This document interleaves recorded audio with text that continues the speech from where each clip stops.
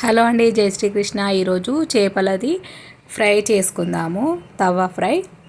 ఇంకా కడిగి పెట్టుకున్నటువంటి చేపలు 1/2 కేజీ, పసుపు 1 చెంచా, ఉప్పు 1 చెంచా, కారం 1 చెంచా, అల్లం వెల్లుల్లి పేస్ట్ 1 టీ స్పూన్ నిండుగా వేసుకోవాలి.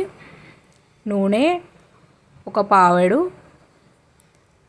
ఇంకా గరం మసాలా 1/2 టీ స్పూను, ధనియాల మసాలా 1 టీ స్పూను వేసుకొని, కొత్తిమీర ఆకు తరుగు వేసుకొని కలిపి పెట్టుకోవాలి.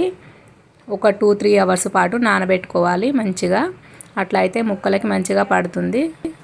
ఇప్పుడు స్టవ్ ఆన్ చేసి పెనం పైన 1 పావెడు నూనె వేసుకొని ఒక్కొక్క చేపని రవ్వలో అద్దుతూ పెట్టాలి. దీనివల్ల రవ్వ అద్దడం వల్ల ముక్క మాడిపోకుండా ఉంటుంది, లోపల మంచిగా ఉడుకుతుంది. ఇంకా మనం ఇట్లా చుట్టూతా పేరుస్తూ మధ్యలో పెట్టిన వాటిని కొనవైపు అనుకుంటూ మధ్యలో పెట్టుకుంటూ రావాలి. ఇలా అయితే మనకి అన్నీ ఒకే రకంగా కాలుతూ ఉంటాయి. ఇంకా మనము ఇవన్నీ మొత్తం పేర్ చేసినాక కొంచెంసేపు మూత పెట్టి ఒక 5 నుంచి 6 నిమిషాలు అట్లానే ఉంచాలి.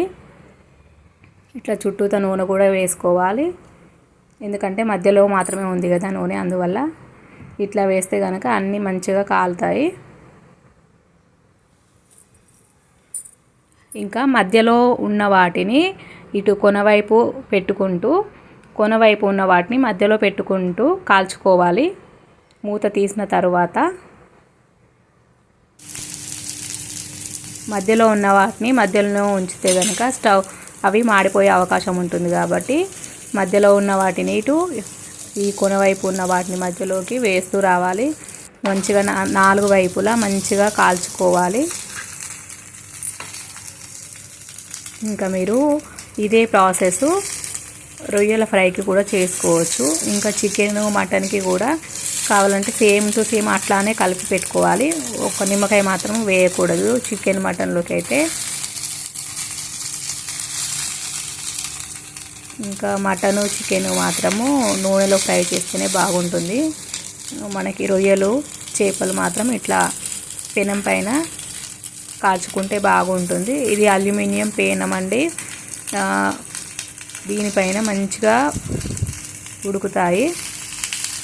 నాన్ స్టిక్ ప్యాన్ కంటే కూడా నాన్ స్టిక్ ప్యాన్ మీద కాల్చుకున్నట్టయితే కనుక మనకి పైనది తొందరగా మాడిపోతుంది, లోపల తొందరగా కుక్ అవ్వదన్నమాట. పైన మాత్రమే మాడిపోతుంది, లోపలంతా పచ్చి పచ్చిగా ఉండే అవకాశం ఉంటుంది. కాబట్టి ఒకవేళ మీ దగ్గర అల్యూమినియం పెన్స్ ఉంటే ఇది పెట్టుకుంటే బెటర్.